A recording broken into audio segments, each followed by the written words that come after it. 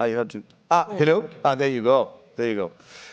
Okay, thank you. Good afternoon. We know we are here before the cocktail, which is a very good incentive, right? To put everything you have into this, and then you can drink to forget. But anyway, well, it's a pleasure to have you all here. I think again, we want to start because what matters is actually to have the conversation amongst. We have a great lineup of speakers, but also a conversation. And again, this should be an informal conversation. But at the end of the day, we are trying here to solve problems, right? The whole point of Fix this time around is actually solutions. And one of the issues, I mean, the Fix started only today, but I have to say I've been in a couple of conversations already, and it's a common topic of issues about upstream, gaps, right? I mean, how much we are struggling as institutions to actually have like sort of consistent amount of resources for project preparation, right? Again, we're just discussing whether the problem is the project, the problem is the money, right? We can discuss that. I tend to say from my perspective, there is an issue of a problem of projects, right? We have money. Solomon were, in a panel just now in private capital mobilization, and basically the point was, again, we do have money for good projects, but again, it's not that hard, that easy to get this project to bankability. So again, right now it's a little bit drilling down into this issue. Where is this, how each of us actually are looking into this from different perspectives, from the NDB side, from the PDB side, but also from, institutions, multilateral institutions like OPEC Fund and so on. And at the end of the day, again, we haven't cracked this issue. Again, there's even if you go to the FFD for the issue of project preparation, and the gap there is featured quite prominently. And again, in that regard, I'm very, very happy that we have, that first that we are doing this, co-hosting this with the Global Capacity Building Coalition, which actually is doing a lot of work in trying to bring those resources in, right? Saying you bridge that gap, how we can identify the gaps and then bring resources, pull them in. And then also, I'm very, very happy to have the Neighbourhood Countries Economic Development Cooperation Agency, NEDA, right, also among us. So the way we are going to run this is we are going to have a scene setting from Mr. Perames, right, CEO of the president of NEDA. And then we are going to have two, let's say, speed dating panels, right? So we're going to have two rounds where we are going to actually dealing with different things. In the first one, I'm going to have my co-host, Simon Thompson, who is the managing director of GCBC, the Global Capacity Building Coalition. And again, in each of those, we are going to try to actually hash out some of these issues. I always also ask, I have been asking this morning, what is our wish for Fix, right? One thing that you want to get out of Fix or at least do more as you actually finish this. And then happily ever after, we will go to the cocktail all together, right, and actually have a drink. So without further ado, Mr. Perames, it's my honor to actually welcome to the stage so you can actually do the sense sitting. Thank you so much.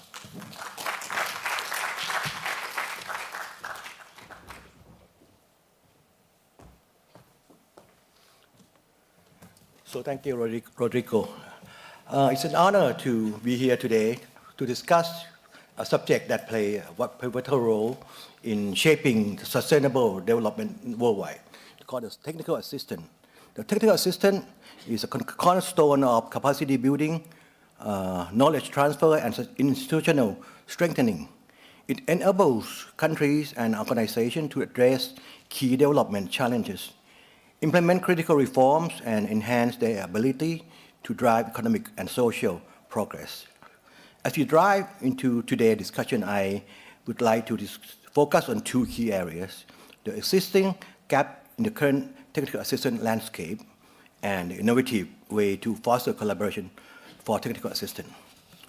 Despite decades of technical assistance programs, many gaps still persist. This gap includes fragmentation and lack of coordination. Many technical assistance initiatives operate in silos, resulting in duplicate efforts, inefficiencies, and missed opportunities for synergy.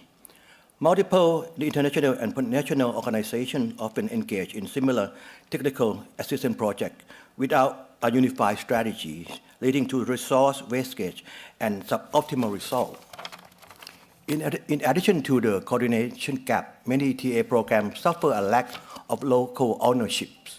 Several TA programs are designed and implemented externally without an adequate involvement of local stakeholders.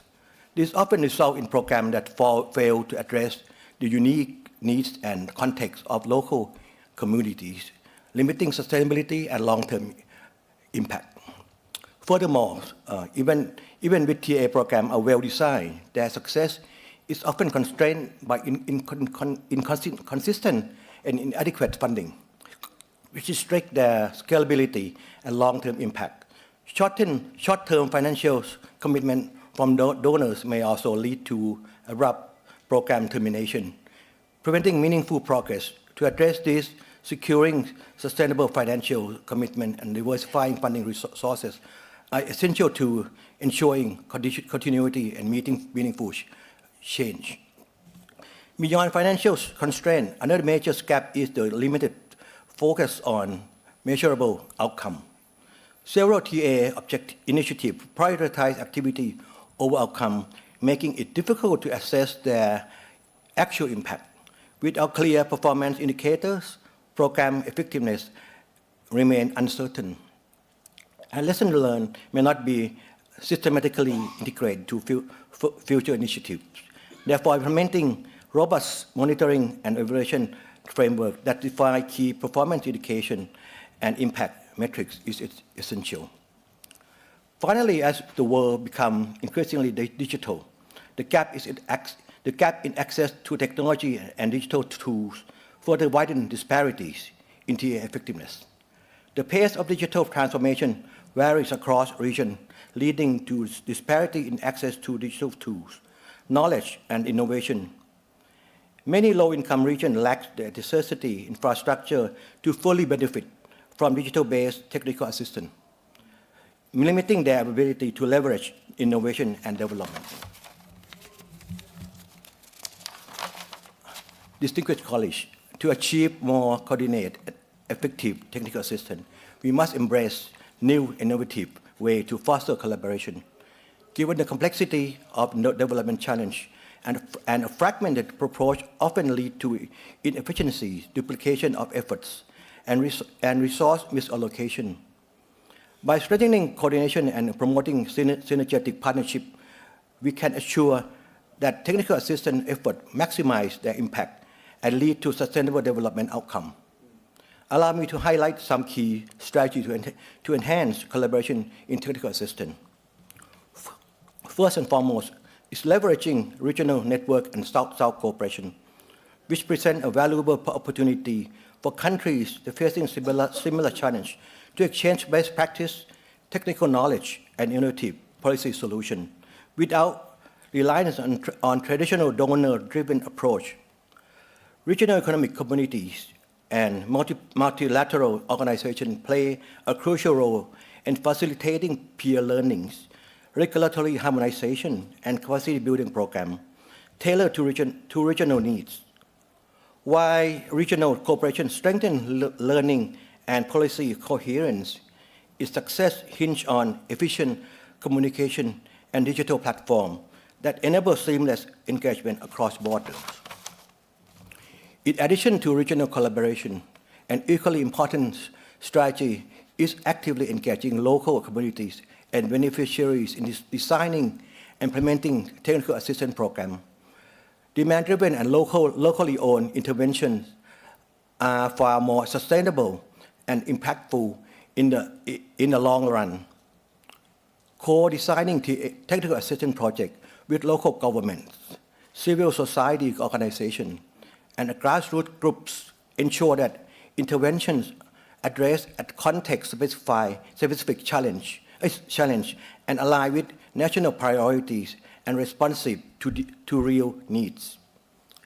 Additionally, participatory monitoring and evaluation framework allow us to track progress, adapt programs based on community feedback, and ensure long-term success.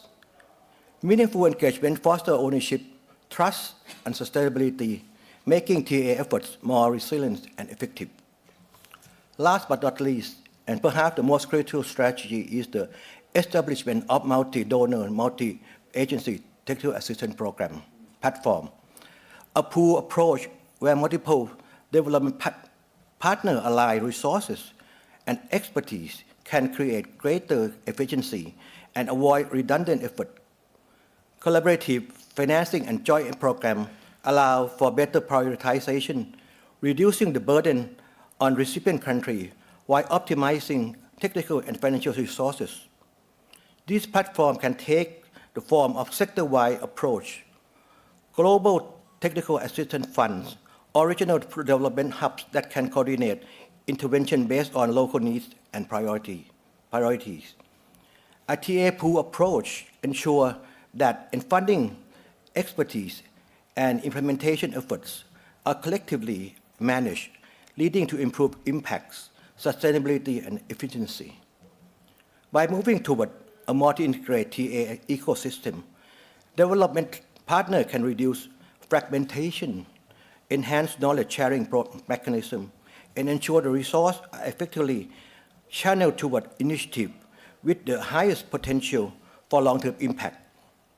Strengthening collaboration through this innovative approach will not only optimize TA deliveries, but also contribute to achieving more equitable and inclusive development outcomes across sectors and regions.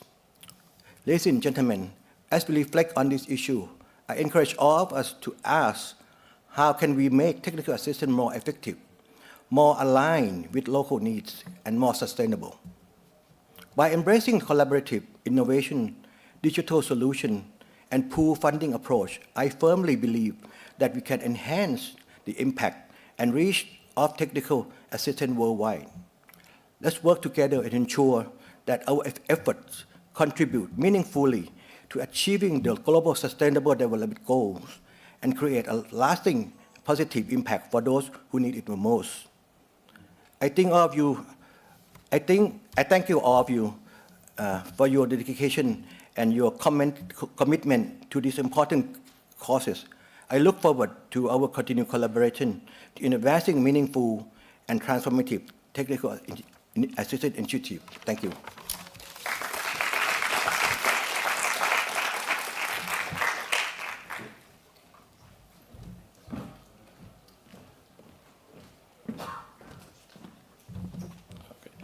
Well, thank you so much, Your Excellency, President Buddha Tirax, for your very well-judged opening remarks. I think that set the scene very well for the two panels to come and for what I hope will be an impactful session this evening, because impact is, it's there on the screen. How can we make capacity building and technical assistance, how can we use innovation to make capacity building and technical assistance more impactful? How can we scale impact through effective collaboration? Which speaks to, at least in the context of private finance, why I'm here from the Global Capacity Building Coalition, which is an unprecedented alliance of UN agencies, multilateral development banks, public and private finance bodies and philanthropies, launched at COP28 just over a year ago. And as the G20 TAP capacity building champion, we've been established as the global convening body for capacity building for climate finance, bringing together the funders, the providers, and the beneficiaries of and for capacity building. And our members include the AIIB, so we're delighted to have Rodrigo and his colleagues here, the UNDP, who we'll hear from in a moment, and of course our hosts, Finance in Common, who put on an amazing event. So my job is to very briefly introduce our panelists. We only have about 20 minutes for the panel, and then hopefully we'll have time for a very quick fire Q&A. At least I was briefed it was a panel, and now I'm told it's a speed dating event, so we'll see how that goes. That's usually just about a minute per person, and you ring a bell. I shouldn't know this really, but anyway, there we are. But I won't go through our panelists' extensive and impressive biographies in any detail. We'd probably run out of time and would then miss the cocktail. And of course, when you're the last session of the day, the most important thing is to finish on time so we can go across the hall for a cocktail. So think of us as the aperitif to the cocktail or cocktails to come. So it's been a long day. So anybody in the room needs some energy? Renewable energy? Yeah, okay. So with that in mind, we've assembled an inspiring, innovative, and invigorating, I hope, mix of panelists for you this evening. We have a strong, I think on the cocktail theme, we have a strong schnapps from Germany, a dry gin from England, a smooth red wine from France, and a crisp soju. I had to look that one up, from Korea. And I think, Rodrigo, you provided the fizz earlier in that. So coming together, hopefully, to make a knowledge Negroni, I'm going to call our cocktail tonight. Definitely not old-fashioned, and hopefully very cosmopolitan. So let me introduce our constituent spirits and mixers to the stage. So first of all, Sarah Weiss, if you'd like to come up and join us. Sarah is from GIZ, the German International Development Agency. Although Sarah joins us tonight as the Deputy Lead of the Investment Climate Reform Facility. We have Thomas Bello, the Director of the UNDP Sustainable Finance Hub, which hosts more than 20 collaborative capacity building initiative projects and does more than most bodies on sustainable finance capacity building. We have Jérémy Pellet, the Director General of Expertise France, but this evening Jérémy is joining us on behalf of the Practitioners Network, which brings together 25 European development organisations, and the very final twist to make our cocktail really stand out, Si-Yoon Lee Bokien, who's an international cooperation and development expert with the Seoul Urban Solutions Agency in Korea.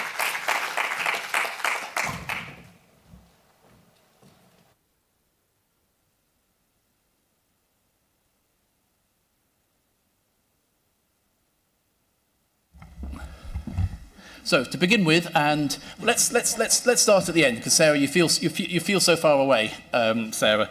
So I'm going to ask each panellist for their initial thoughts and perspectives, brief initial thoughts and perspectives on how we can make technical assistance and capacity building more integral to mobilising public and private finance and the real economy for climate and SDG action, and to briefly share a couple of examples of how sort of your organisation or your network has done this. So let's start with Sarah. Thank you very much. Also, thank you very much for the invitation, and happy to be here. I hope to meet the expectation of a strong schnapps. First, let me just briefly explain what the ICR facility is and does, to give you a bit of background for what I would like to share. We are a demand-driven facility that is funded by 4 different European partners jointly with the organization of the OECPS, that's the Organization of African, Caribbean and Pacific States, and that's jointly with the EU, the German government and British Council. We're implemented by 4 different European agencies, so we were just hearing about bringing together expertise, so that's what we're trying to do. And where do we work? We work across African, Caribbean and Pacific states, covering 77 countries, quite a broad range and region, and very diverse region. We exist since 2020 with the objective to support business environment and investment climate reforms, and we have a specific component working with development finance institutions to whom we provide technical assistance. And here I would like to mention that we're focusing on strengthening the institutions as such. We're not linked to any kind of credit line or funding line, and also we're not linked to a specific topic. Just to share a bit of the experience, since 2020, we've worked with over 60 banks. Over 20 of them, we provided tailored technical assistance. I will get to that in a second. We held nearly 70 workshops and developed over 130 trainings, reports, etc., focused on the topics that our partner banks were requesting to work on. Since 2022, we focus on mainstreaming gender and gender lens investing and women economic empowerment into the work that we do. We do this with a focus on internal activities, so how is the bank set up, but also client-facing activities. Let me share a few examples of our work, if I may, so that it gets more tangible what it is that we actually do. Usually we start with a gender assessment to see where the bank stands. And this, often actually leads to the development or revision of gender policy strategies and action plans in our partner banks. And to share one a result, actually, one of our partner banks throughout this assessment realized that gender was not anchored somewhere in the bank properly. So basically, the bank then budgeted for and then hired a gender specialist who is now really promoting this topic within the bank and its client activities. We see that often the data doesn't really exist for the banks to know the share of their portfolio that benefits women. And that's a reason why often we work with our partner banks on M&E. to strengthen M&E frameworks, and so that they're better able to report on M&E, which then ultimately can lead to new partnerships. And coming to the lessons learned that we have also seen over these past 5 years and the broad range of partner banks we've worked with, we've seen that actually with a tailored and targeted technical assistance approach, you don't need a huge amount of money to get to a result. Each of our projects doesn't go over 100 expert days. We do tailor our activities to the strategies, objectives of the respective institution. How do we do that? We, jointly with our partner banks, develop work plans that outline the topics and activities that we should cover. And we also heard already about the importance of not doubling anything, because I mean, the idea is to be complementary. So what we always do is also ask our partner banks, who else do you work with and on what? And for instance, one of our partner banks actually made a list what ICR facility can provide also and should cover, and also what other partners cover, and then we interlink these activities to really make it synergetic. Just, if I may, 3 short examples. I will allow you one example, I'm afraid. All right, one example on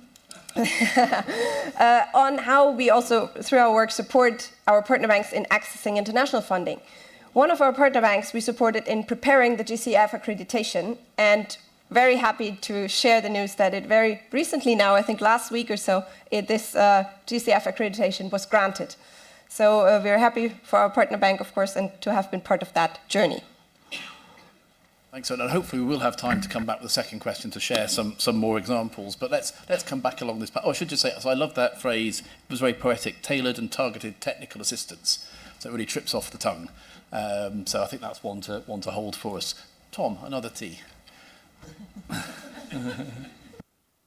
Very smooth moderation. Hi everyone. So I come from UNDP, and I think it's just worth saying a little bit about UNDP, because we're like GIZ in many ways.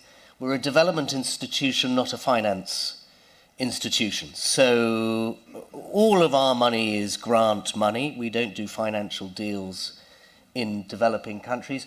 The large majority of our annual delivery of $5 billion is TA and capacity development. It's basically what UNDP does. Historically, it's been focused on ODA delivery, public finance delivery, but in the current context within which we all live, the tilt that UNDP is trying to put in place is towards using TA and capacity development to unlock private capital for sustainable development. And that's increasingly important as our development sector shrinks, frankly. So within that context, we're looking for new ways of partnering across development institutions and finance institutions. And that's not always easy, because the language, the structures, the incentives for staff in those institutions are very, very different. But at the same time, when we begin to understand each other better, we can see where a development institution may come in with TA and capacity development in ways that a finance institution would find difficult. And one of those ways is quite simply that UNDP is a country-focused organization. We're in 170 countries in the world. We're seen by our partners to be kind of neutral, because we're not there to make a deal. We're there to provide support, and that allows us to get inside governments and institutions and partner in ways that are very different to financial institutions. And let me just give 2 examples, although I'm sure I'll only be allowed to give one, given the time constraints, but let's see. I mean, the first example is an example which I think development agencies need to do much more of. And this is where we're working with Italy, both the finance institution in Italy, CDP, as well as the government of Italy, the Ministry of Environment. And the Ministry of Environment came to us with CDP and said, look, we're having trouble finding bankable projects in Africa on climate and renewable energy sector related investments. Can you help us through grant finance capacity development support provided through the Italian government to build those bankable projects for the development finance institution CDP then to invest in? And it's that type of tripartite cooperation which is using grant finance to unlock private capital through the finance institution, which I do think we need to see much more of. The second example, which I'm now able to sneak in because I haven't been stopped yet, is around working with development cooperation agencies and ministries of finance to try and build actually the relationship between development cooperation and ministries of finance in a more coherent way. And we're doing that with Spain, Italy, Sweden, the European Commission, through something called the Integrated National Financing Framework Facility. And that's all about trying to build financial plans which provide clarity to DFIs, public development banks, private sector, on investment priorities that government wants to see invested. And I'll say a bit more about that when I'm sure I get a second chance. That's brilliant. Well, thank you for being brief and succinct, because we want to give everyone a second chance to pick up on some of those points. And so, I know also one of the things we talked about in advance was triangular, tripartite cooperation, so we'll probably bring that out later. But let me turn to Jeremy, first of all. So it'd be, if you could share your thoughts from the perspective of the practitioner network, please. Yeah, thank you, Simon, and I'm very glad actually that capacity building technical assistance is on the table of FIX. I'm chairman of Expertise France, the French cooperation agency, for the last 6 years, but I've spent 14 years working on international finance for 2 members of FIX, so quite glad to, and I'm surprised to see how those two worlds still ignore. And maybe to start with that, I think that the old days of all technical assistance are over for actually quite a long time. We are talking about innovative technical assistance. If I look at the way within the practitioner network, this is a network of all the European cooperation agencies, GIZ, Enable, Expertise France, etc. We've been spending the last 2 years focusing on better working with the financial institutions and better articulating those two worlds. We do that at several levels. The first one is probably, and it has been mentioned, how to mobilize technical assistance for project preparation. We have superb examples. To take an example of what GIZ is doing with the cities in Africa, with the City Climate Finance Gap Fund. It's really impressive, an impressive program. Enable is doing that in Mozambique too. We are also, I think, working more and more when loans are accorded to states, and what has been for the long time the prerogative of the MDBs. Coupling technical assistance and loans, we do that more and more. And actually, that's the DNA of Expertise France now, that we've been put together in the same group as AFD, and we do that. The second level is the capacity building to develop the private sector. And in that regard, Sarah has mentioned it, but the ICR facility is a fantastic example of an instrument at the service of the PDBs to develop markets. And the last level, and Thomas has mentioned it, is the reinforcement of the PDBs themselves. We had a side even this morning on the development of the networks of Caisse des Dépôts in Africa, successful examples of mobilizing the resources of the diaspora to finance domestic infrastructures, working with a lot of PDBs, and we will continue to do so, even having embedded experts within the multilateral development banks for that. So we need to make sure that this innovative way of working is well known by the entire community. So in that regard, the fact that it's now embedded within the program of Finance in Common is a great thing. We need to continue to do that. Certainly, we need also to continue the dialogue at the European level.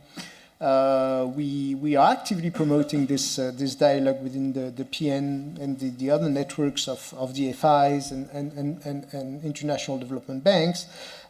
We need some finances, we need some resources. As Sarah has mentioned, actually, technical assistance is not that costly, but still we need it's some an investment. resources. It's not a cost. It's an investment, definitely. It's not aid. We need to get rid of that vocabulary.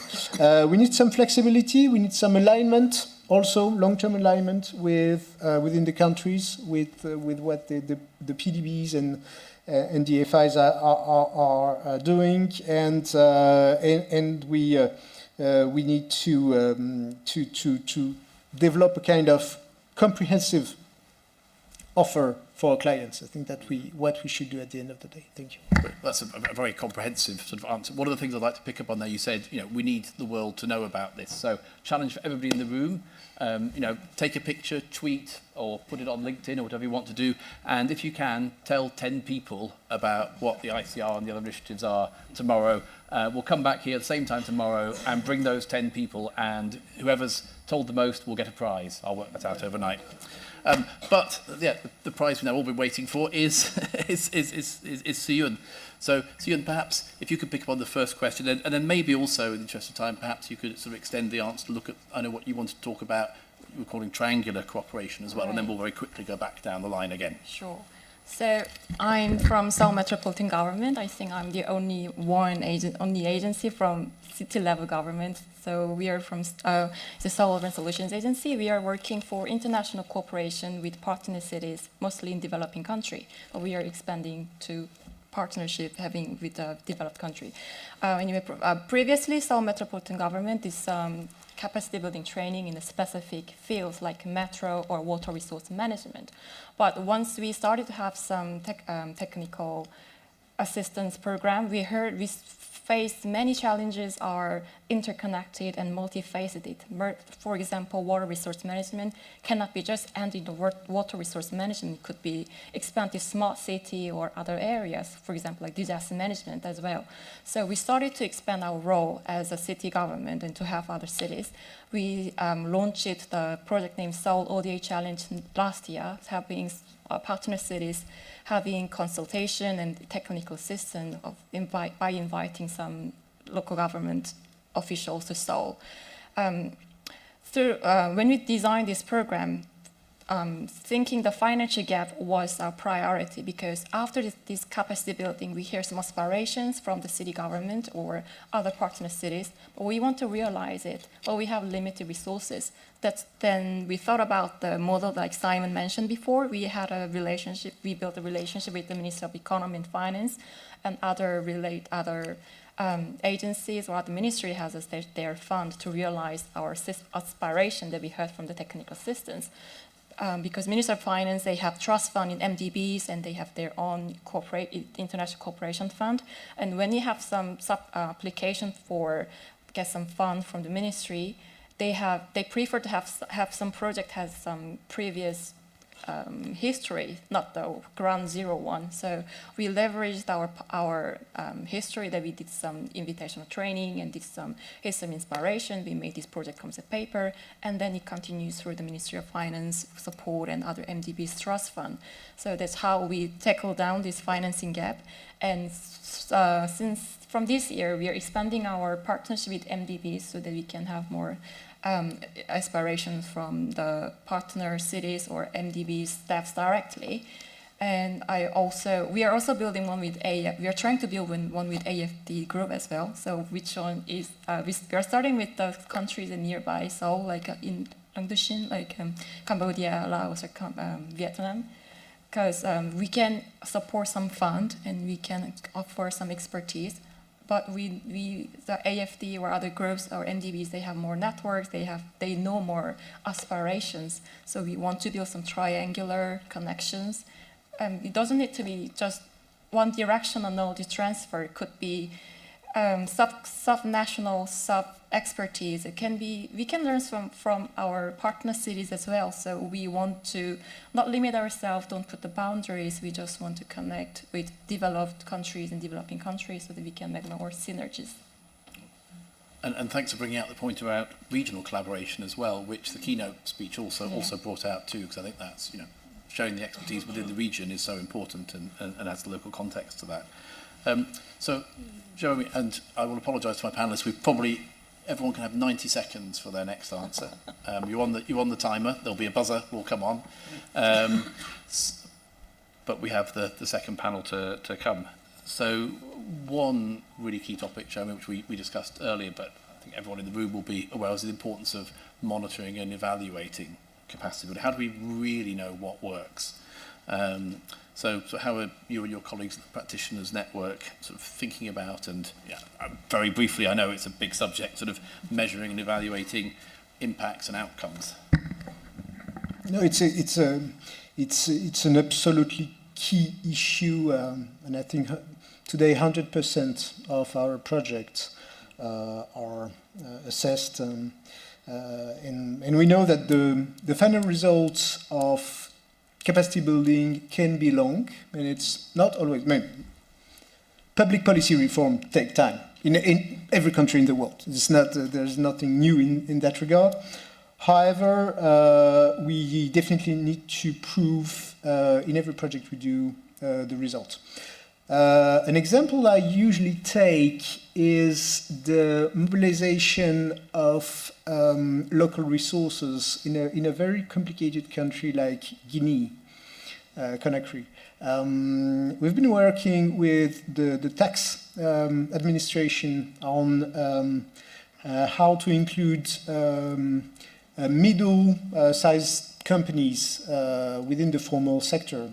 We've been doing that for 3 years, and actually Guinea has doubled its fiscal resources in that particular kind of companies. So that's a very tangible result. We really need to showcase this kind of example, which are absolutely necessary today in a time where this capacity building action is put under pressure.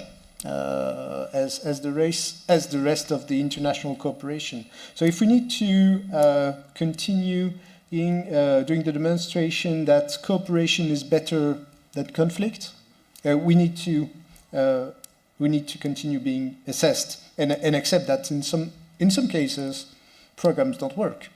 In many cases they actually work. That's brilliant, and that's a great example you shared there as well, because it's the example of the outcome of capacity building, not just did people like learning something, it actually, in the case, they increased tax revenues.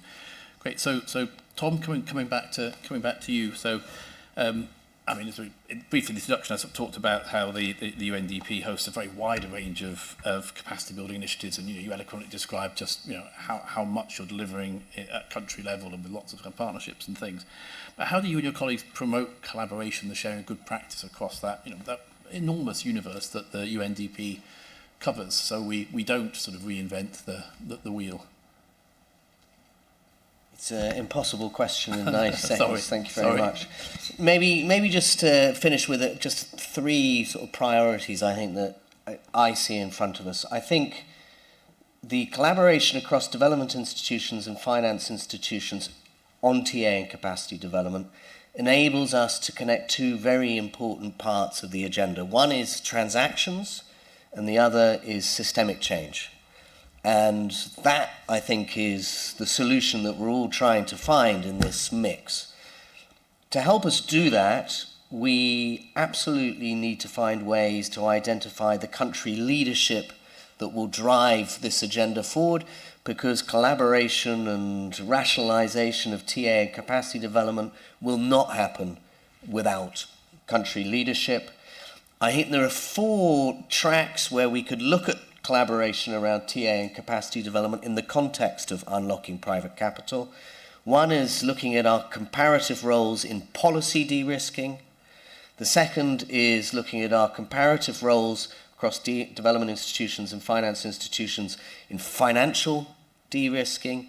The third is looking at pipeline development across what could be very small projects to what need to be very large bankable projects, and really addressing that whole spectrum.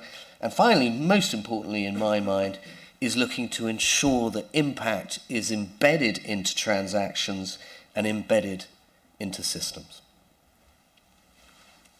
I think that de-risking angle, both the policy de-risking and the financial de-risking angle, is something that often isn't appreciated by financial institutions. That, to put it bluntly, if you have people who know what they're doing, if you have a stable policy environment, if you have financiers, wherever they come from, who understand the transactions, understand the real economy that lies behind them, actually you've de-risked it quite successfully. And in a previous life, I worked with too many bankers who sometimes didn't know what they were doing. So it's quite nice to have those that do. So Sarah, and if I can come back to you, and hopefully this will allow you to kind of share one of those other examples that I cut you off, which I'm very sorry for earlier. So one of the things, you were highlighting the importance of demand-driven capacity building. But can you tell us a bit more about what that means in practice, and how does the ICR and working with your beneficiaries operationalise that demand-driven capacity building? Thank you. Happy to. So one is definitely what I alluded to earlier, that when we work with individual banks, we jointly develop a work plan which outlines the activities. And also what has been a demand that we have seen is really the need for exchange among peer institutions. And there's a huge unmet demand for this. And it's not just, let me say it that way, on the senior executive level, but also very much on the technical level. So how we try to address this is we have put in place different formats for peer exchange among partner banks across the region that we work with. One is a peer-to-peer exchange format for specific topics that run over a series of weeks. And it's not a training, so it's not kind of someone giving input to the banks, but every bank is bringing an example from their own work. It could also be a challenge that they face, which they put up for brainstorming with their peers. And the idea is not only to share what works or maybe what doesn't, but also, of course, to build a network among people who work in these institutions. So this, and an example also how we do this in one of our formats that was on wholesale lending. We had, for instance, one of our partner banks share its experience. With that bank, we conducted a gender scan, not only in this institution, but also in 4 of its partner banks, private financial institutions. And ultimately, this scan has led, A, to higher female representation on the boards, and B, to a higher share of female borrowers. So, partnerships definitely are important.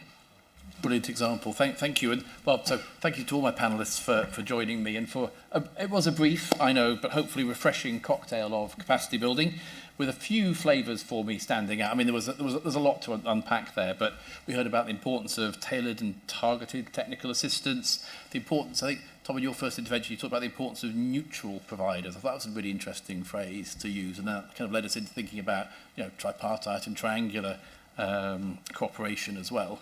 And the importance of that. Jeremy, you had a phrase about capacity building being at the service of, you gave the of public development banks, and that, I think, is a really lovely phrase as well, and comes to the heart of that demand-driven capacity building too. And then behind all of this is the importance of sort of monitoring and evaluation of outcomes. So please thank my panelists, Sarah, Tom, Jeremy, and Siyun. You look forward to have a drink with them later in the cocktail if you can, but for now, let me hand over to Rodrigo, who in his sparkling way will introduce the next panel. Thank you very much.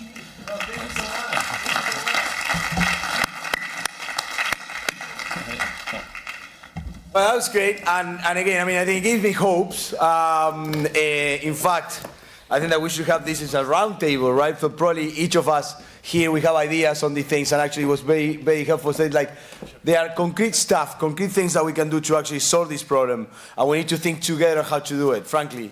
I think, we don't, and I think today we have Adama here, which is the Secretary of FIX. Thank you, Adama, for, your presence. You will be giving the closing remarks, right, on this. Yeah, so we have a responsibility there. But the point is, people were saying that one of the functions of FIX should be to actually bring these things to life, right? I mean, things to light and actually exchange information.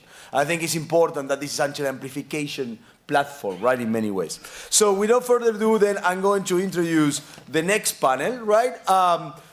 There are many friends in this panel, so it's really nice.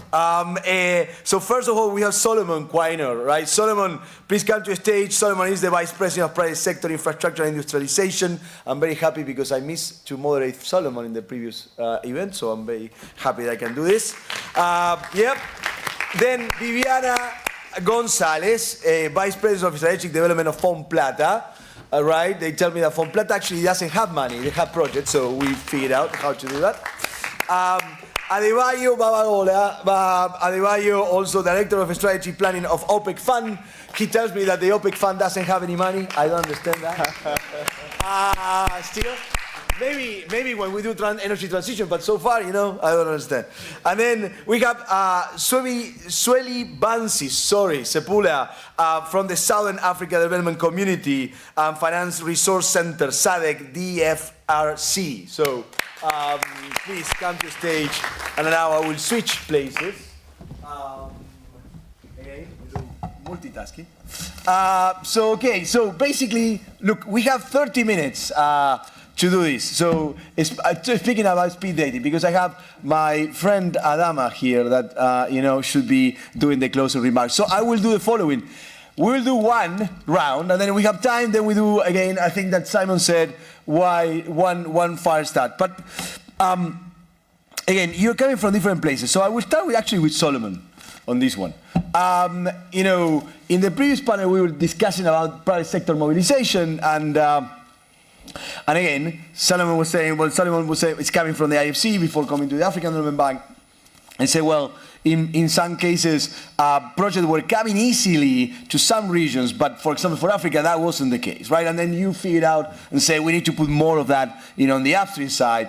But that's not actually necessarily easy to do, right? So you are in the African Development Bank, right? A lot of private sector people think that our job from the NDBs is actually to bring projects to bankability so they can do it. And we shouldn't actually finance the easy project. You should finance the hard ones, right?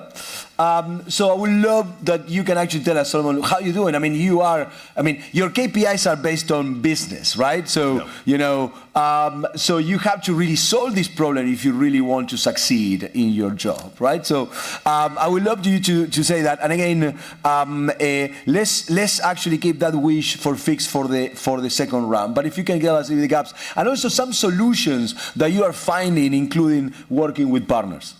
Okay. So that's a bit of a difficult one, but I'll try to. We don't go to the moon because it's easy, Solomon, right? Yes. No, so one of the interesting things about the African Development Bank is we do both public sector lending, right, and we also do private sector lending and investment. Right. Yeah. So it allows us to really be solution-oriented, right, and not necessarily product-oriented. So what does that mean? It means we do project preparation for projects that could be public sector financed. We've also in the past been doing project development invariably for private sector. But as I mentioned earlier, we realized that we were doing it very ad hoc. It wasn't systematic. And so this led to the creation of Africa 50. And Africa 50 wasn't created to only do infrastructure project development. It was created to really look at what I call the early stage of infrastructure development, which is mostly around development and the equity investment. Whereas, you know, the debt investment would tend to be project financed, you know, as usual.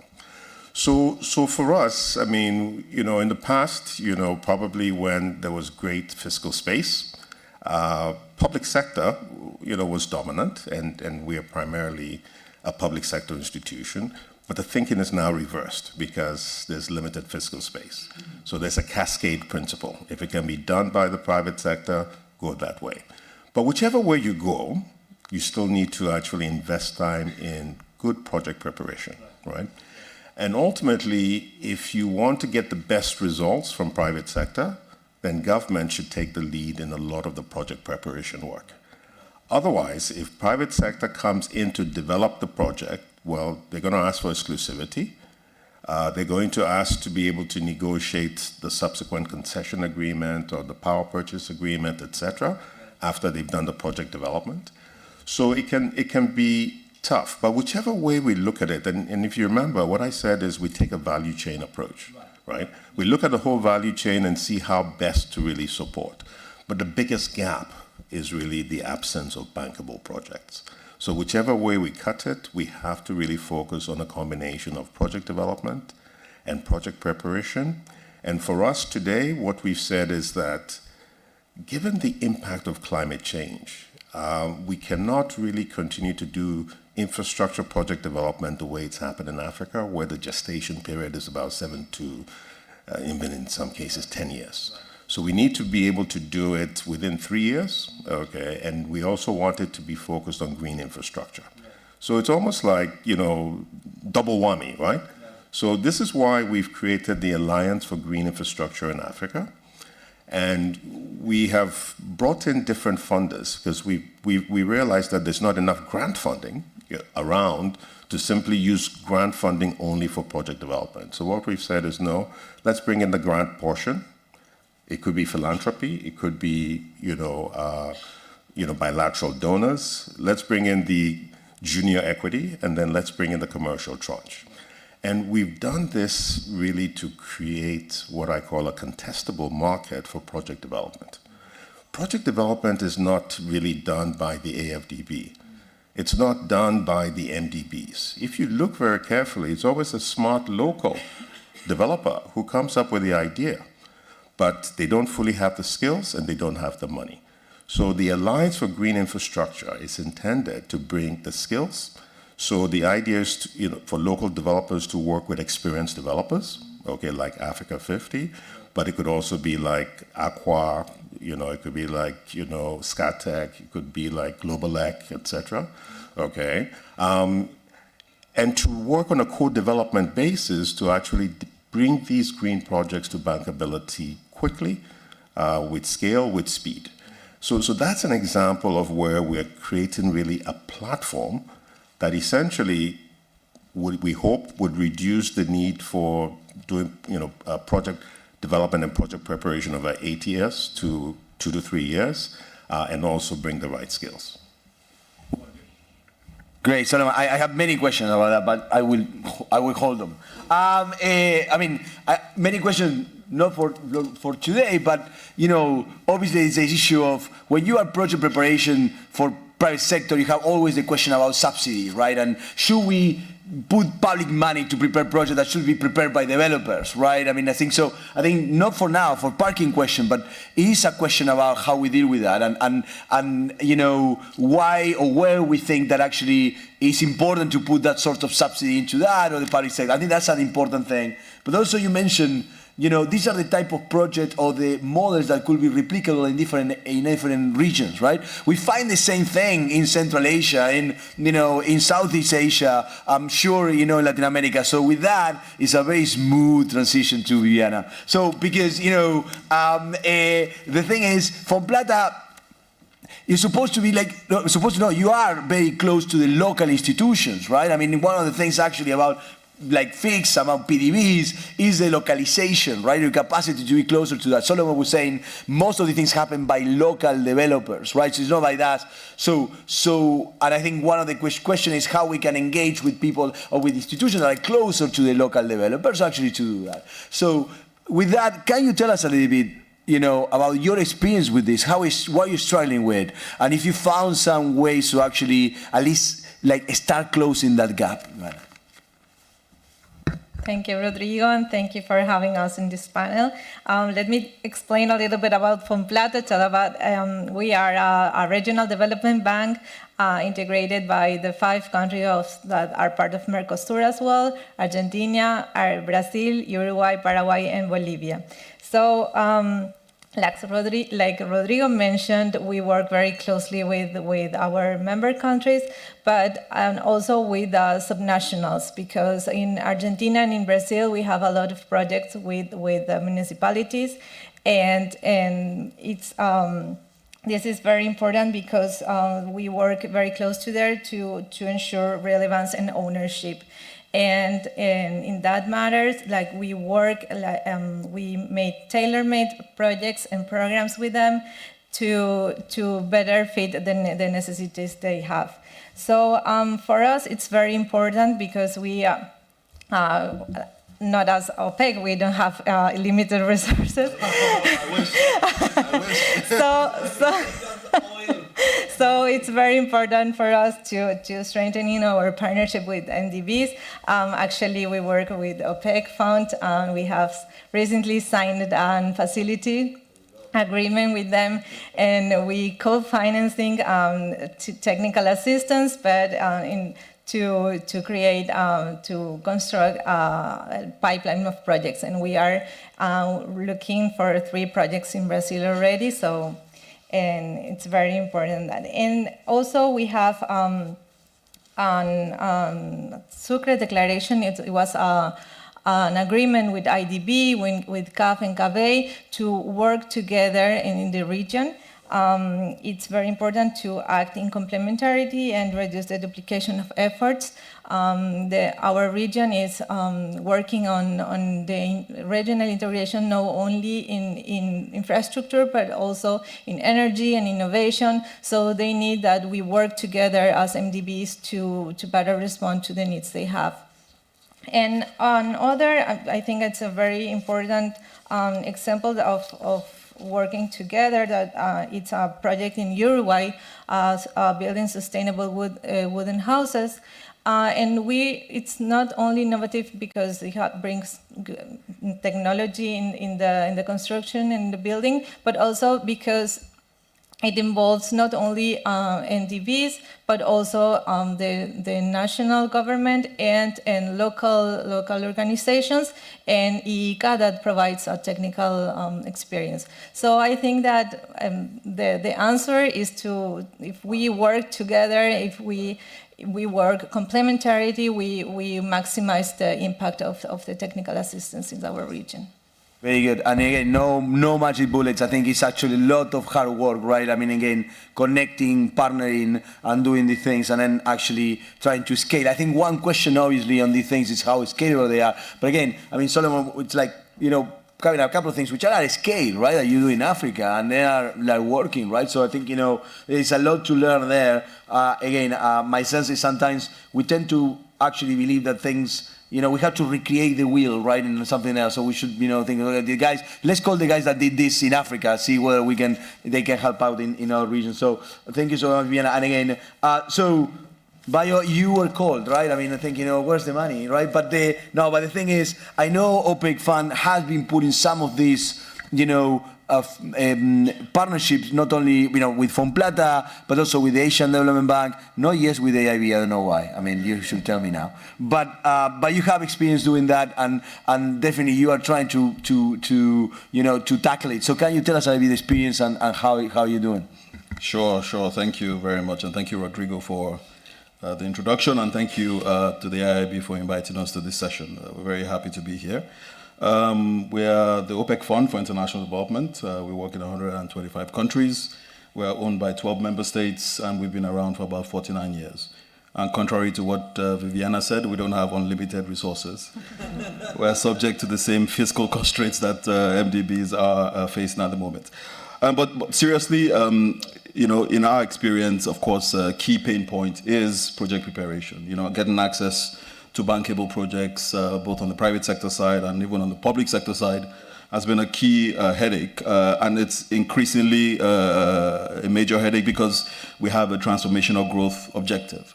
Over the next 6 years, we expect to deploy $20 billion in financing, which, if we put in context, in our entire 49-year history, we've just about deployed that, right? So we're accelerating our impact, but we need to find the pipeline for this. So one of the first things we thought about doing was to repurpose our concessional resources that we had access to.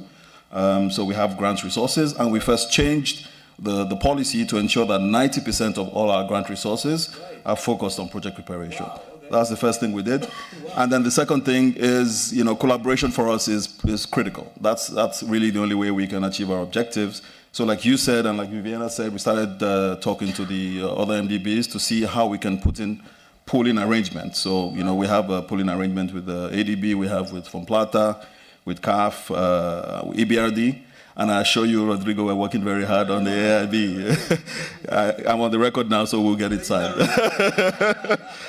But seriously, and even the World Bank and the FAD, we have cost-sharing arrangements as well, which is a form of this arrangement. And because we see that, as His Excellency the President of NEDA said, it really increases efficiency. It reduces the duplication of efforts. And we also have streamlined approval processes. So as a result of these arrangements, everyone is focused really on getting the job done, getting the project preparation done and then financing the projects. And it's actually working. I was just looking at the data, and over the last couple of years, and we're doing this on a pilot basis, right? So it's small amounts of money. And $3 million in project preparation financing has unlocked for us $700 million in projects. Right. And this is just our portion. In the overall project cost, we're looking at excess of $3 billion. Right. So imagine what happens if we're able to scale this out in a more collaborative, more structured, more systematic way across the MDBs. So for us, it's a critical focus. It's something we're very focused on. And just moving on slightly, because the theme of this session is how to drive impact with global cooperation. And I think Thomas inspired me with his example and the need for us to work together. And I fully agree, because a lot of agencies, apart from just the MDBs, have their different niches and areas and the value that they can add to drive impact using technical assistance. And it reminds me of a very good example of a project we're just working on in Sierra Leone, where we're working with the FAD on that project. It's a rural development project, so fantastic story, fantastic impact, 300,000 people, in terms of beneficiaries, and we're putting $30 million in that project. But we thought about it. How can we use our technical assistance to enhance the impact of this project? And it's small amounts of money. So we said, okay, the World Food Program, it's one of our key partners. We have an agreement with them. They have this fantastic school feeding program. What can they come into this project? We provided a grant of $1.2 billion. We have a very strong focus on clean cooking. As you know, 2.3 billion people. Exactly. So we said, World Food Program, take this money, let's work together.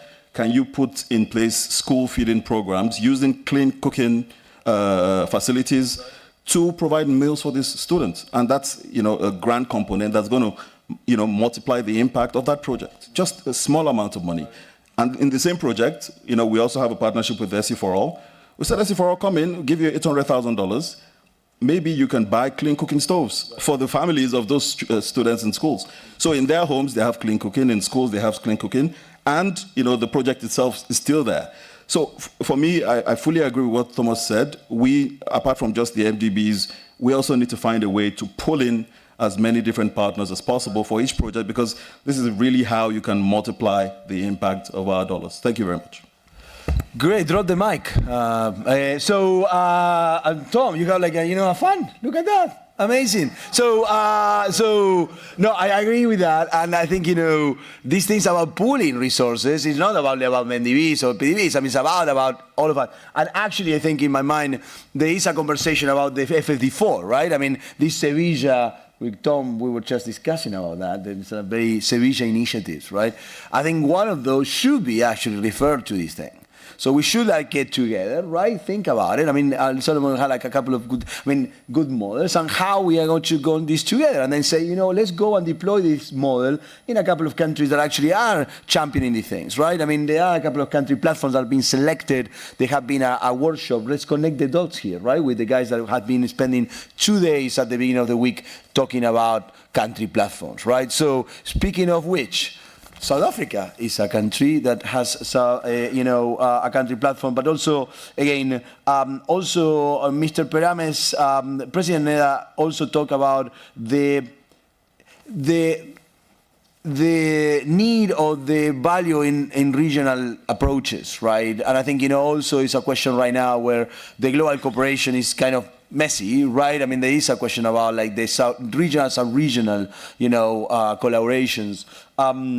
So I really want to go now to Solivansi, right? I mean, and say, obviously, from your perspective, the question is here, well, you hear about the things that are happening, right? And again, I mean, it would be very good to have, like, from the SADC, perspective, and what is your sense from the field, right? And how this is actually feeling. I mean, are you in touch with the developers of this project that are looking for things? And sometimes there is a mismatch between demand and supply of the things, right? So it would be great to hear from your end a reality check on these things, right? And how we can actually work together, right? And what are you requiring from us, right? As providers of it. At the end of the day, we are providers of that. We are suppliers of that type of capital. Not always, we can do ourselves. But, there is a question about, whether we are getting the supply right. Thank you very much for the question, and thank you for having me on the panel. I think maybe as a start, I should explain exactly what the SADC DFRC does, because it will really give context to my response.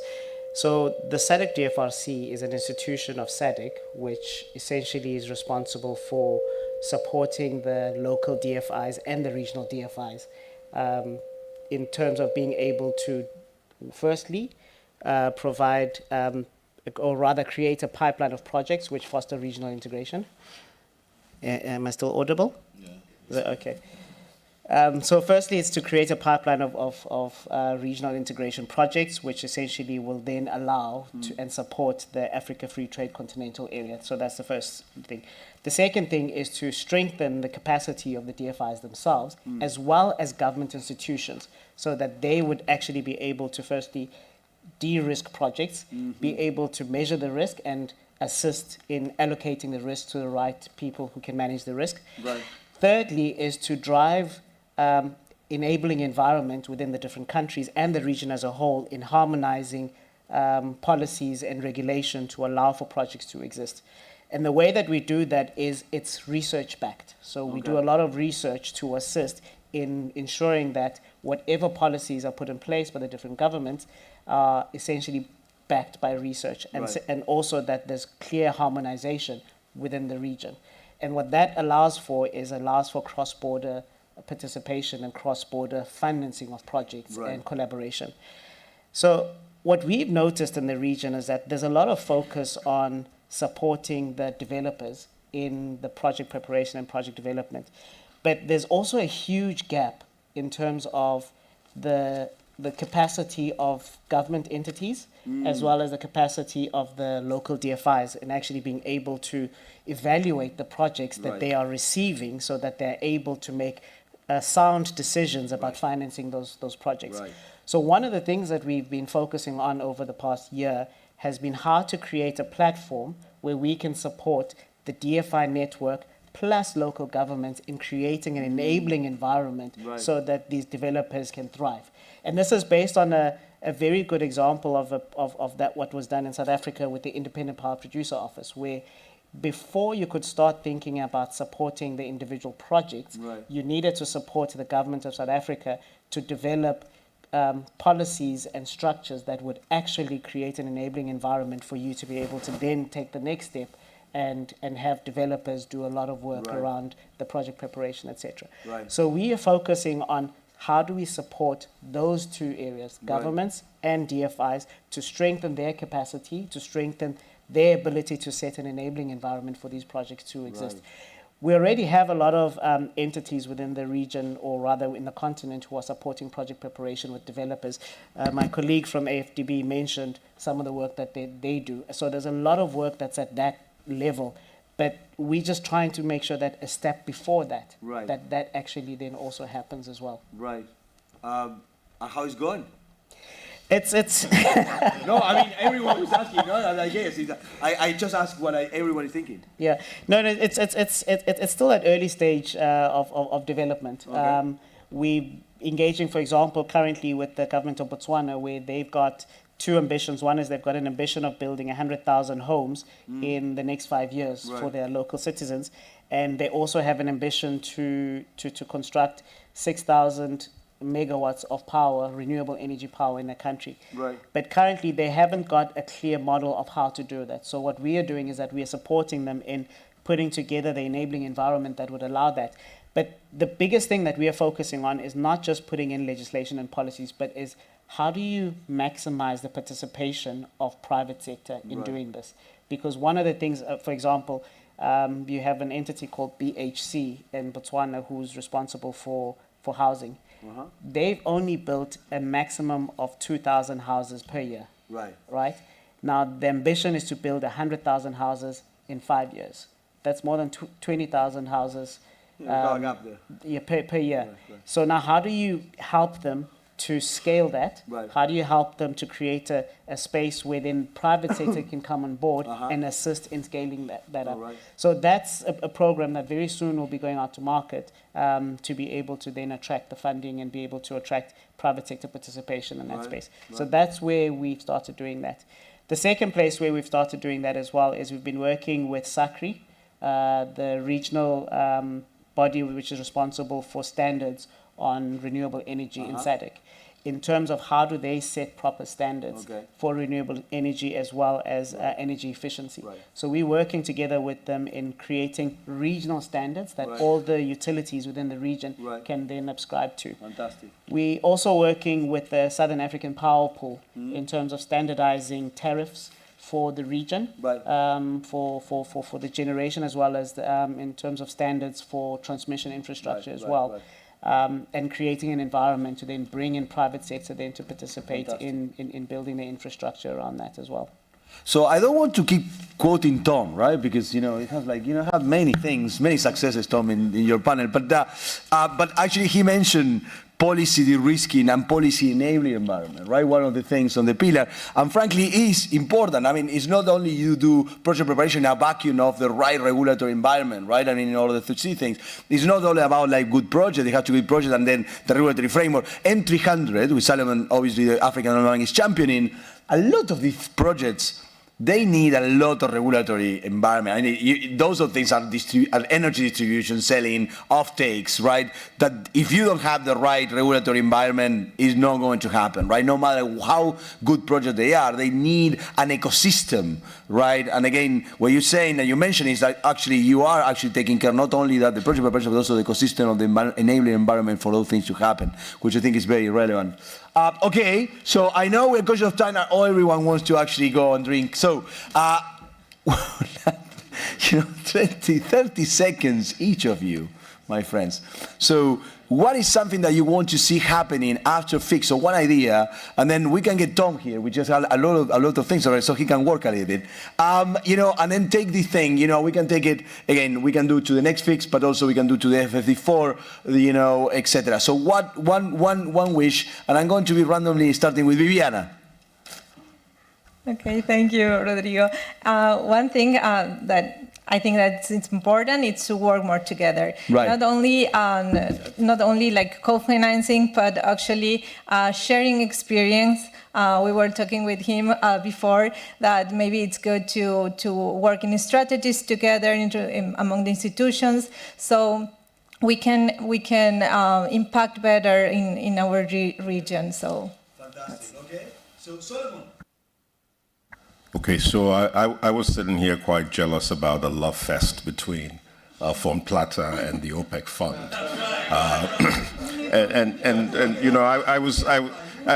I did my math, 20 billion in 6 years, 3.3 billion a year.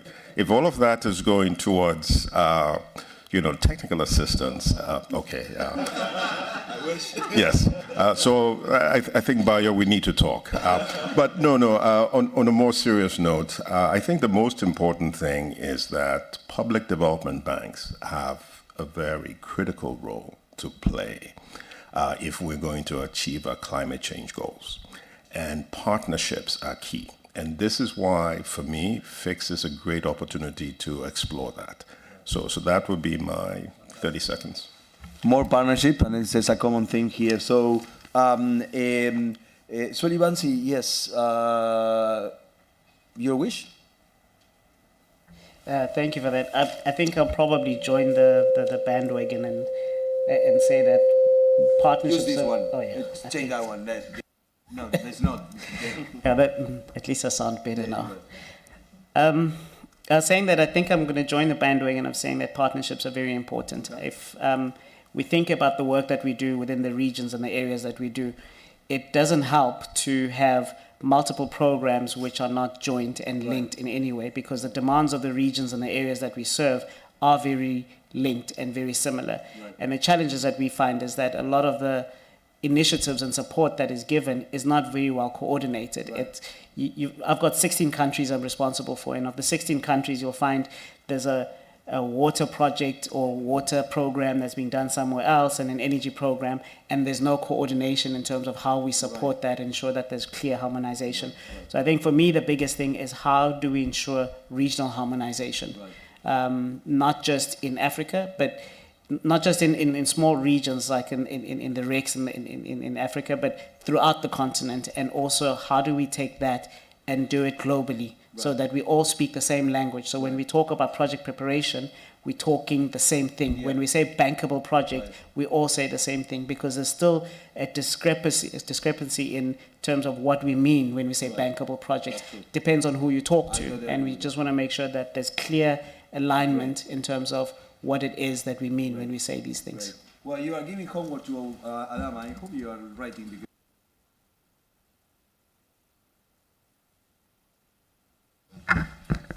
I'm standing between everyone and the cocktails. That's a fantastic position to be in. No, I think everyone has said it all. I think there's a theme that's running through everyone's responses, which is increased partnerships, increased collaboration, increased sharing, and I fully agree with that. And maybe something tangible that maybe I can think about is, as MDBs, for example, we have now this global collaborative platform, co-financing platform for projects, right? Why can't we do something similar for TA, for project preparation? We pull our TA resources and we work jointly on preparing projects, because, it's a second level, right? If you don't prepare the projects, you're not going to have the pipeline.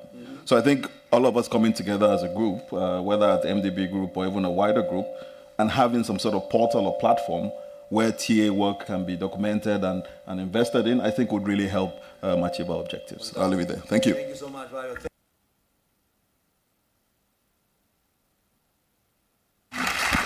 So, and again, now we'll go, and then again, I want to be, let's try.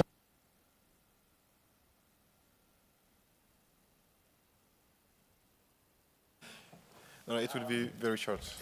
But thank you. No, let me now, thank you so much, Adama, for taking time to come, right? And again, congratulations on a great fix. But you hear, from everyone that actually there is a common thing about partnerships and a common things about also trusting fix to actually help us in that journey, right? And also surfacing the things and making the connections. And I think today more than ever, right? We have to trust multilateralism, right, and partnership. So to you, thank you for coming. No, thank you very much. And this is too much honor, actually, to be honest. And as the day, as busy the day could look like, I couldn't miss also just, talking about what is fixed by design, actually. It's the partnership mindset, right? And the collaboration mindset, while I think many of you don't know what this beautiful logo is, to be honest. I think we're seeing the beautiful colors. It is the deep meaning of public development banks being diverse, different sizes, different localizations, exactly, and probably, all moving in the same way. And the idea with a water drop, which instance, you can take a bulk of water, it's still water. You can drop a water, it's still water. So this idea behind FIX is how we can collaborate more to make the system work in the same direction. And that goes with a spirit of sharing, and that goes with the spirit being open and collaborating among public development banks.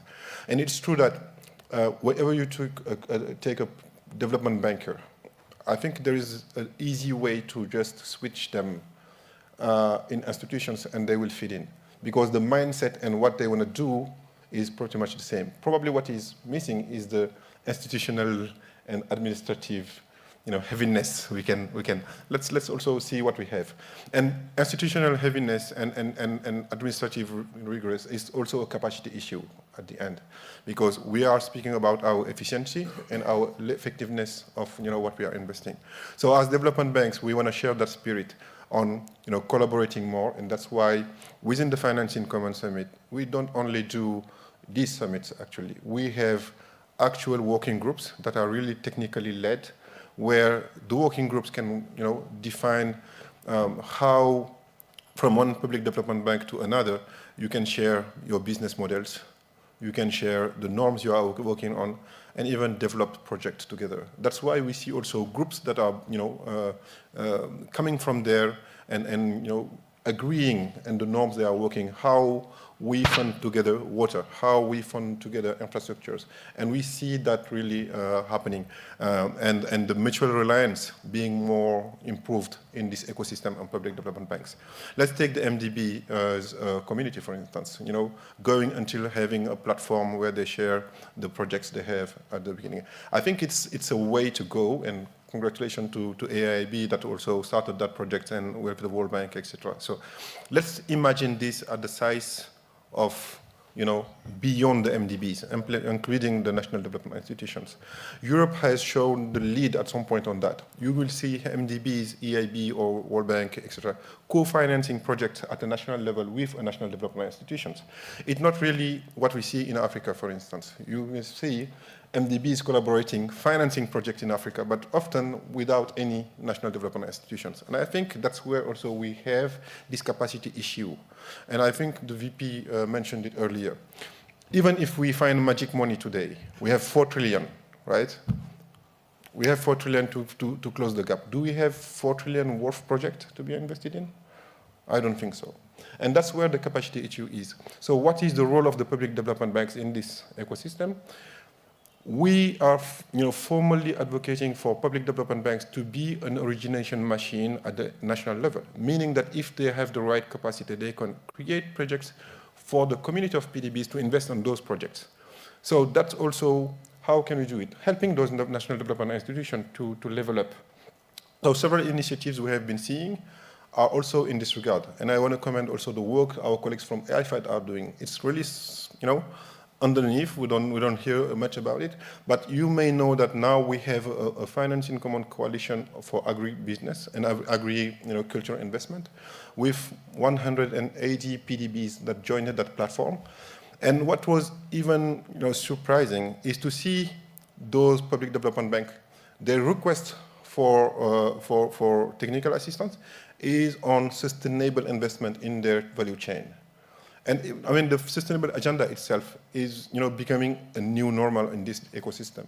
And I also want to commend the work we are seeing in the Regional Association of DFIs, which are also the founding members of Financing Common. If you look at the ADFI coalition in Africa, the ALIDE in Latin America and ADFIAP in Asia, all those, ecosystem of PDBs, they are formally working on raising the technical assistance and the capacity of their members, with the help of the regional association, the regional MDB, supporting also that process. We need to push that further because it's not, speedy enough. And you have also a full capacity, full community of,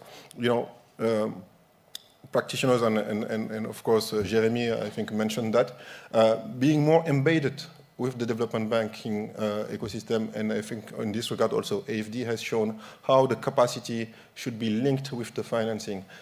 So there is several things to say. The last, just I want to mention, is that the biggest, I think, market failure in capacity building, business is the knowledge itself of the capacity supply.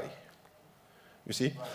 Often we hear that there is, of course, there is funding for this kind of, needs, but people that need that funding don't even know about it. Not that the suppliers or the offer banks or institutions that have that, that capacity grants, not that they hide it. They want that to be used, but just having the clear information of where that offer is and how it can be linked with the beneficiaries is a problem itself. it's a capacity issue itself.